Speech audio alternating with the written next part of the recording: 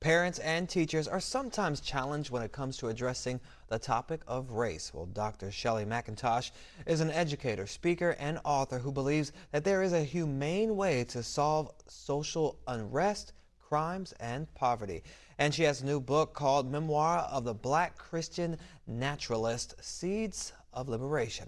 Dr. McIntosh joins us now from Farmington, Michigan. Farmington, Michigan. All right. Well, we're glad you're here to share some of your tips to having an honest conversation with your children about race, because I know my kids, I have 3 kids, they're asking about race all the time. So thank you so much for joining us, Dr. McIntosh. Good morning, and you're welcome.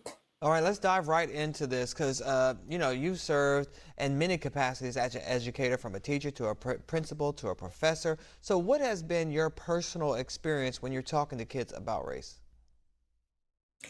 Well, first, we have to realize that children have a curiosity. They're born with that. And this curiosity motivates them to interact with the environment in which they live. And they interact through experiences such as swimming in a lake, walking in the snow, walking through falling leaves, or playing in the rain. These are their interactions with the environment. So, based on this innate curiosity, that is the basis to start the conversation about race. And this has to be an interactive dialogue. So, one tip that I mentioned is that observe and point out the similarities and differences in nature itself. Mm. Uh, it's not a science experiment. It's walking or talking with your child, or even driving in the car and pointing out the differences in the trees, pointing out differences in the colors of flowers, and also in the similarities or the physical characteristics of birds. So basically, Point out that there are. you're using those things that they see in their everyday life, things they're walking around in different colors, to start that conversation about bringing in race. So once you talk about the trees and the birds and the flowers, what do you do when they say, well, what about people? And how do you start to question about that part? Okay, right. So we tell them that the earth on which they live and which we share is composed of many different people, many different plants, different animals, different trees. And even though these trees have different names, they're all trees. And even though races of people may have different textures of hair, the color of their skins, the shape of their eyes or their noses and their mouths, we are still all human beings.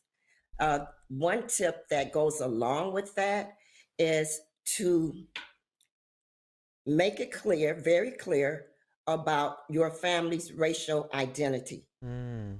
And that involves talking to your child about uh, the country that they are from. For example, uh, we are African Americans. We are descendants of people of Africa. Then show where the country is located, where the continent is located. Talk about the family history, and talk about the stories that make up your family history. Mm. Well, To what are, say that, oh, sorry, Dr. McIntosh. I was going to say that brings up a good point that I was just talking with my daughter about yesterday. When we're talking about different people, where they're from, we also got into the conversation of slavery and how people treated slaves at that time. Do you suggest parents talk to them, or is there a certain age that people should start talking about some of the oppressive issues and situations that have happened to certain groups of people throughout the world, throughout this country?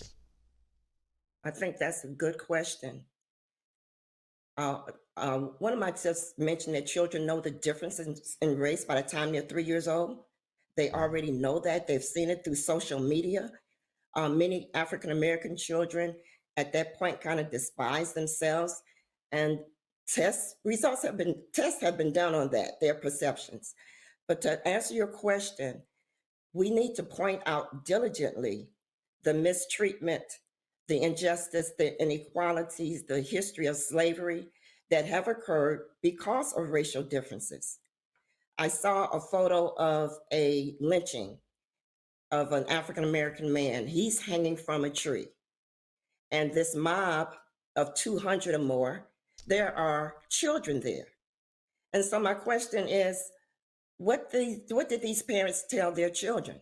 What were they told? How did they justify such a atrocity? So we must point out the mistreatment, the inequality, the injustice, and we have to point it out to me at an early age.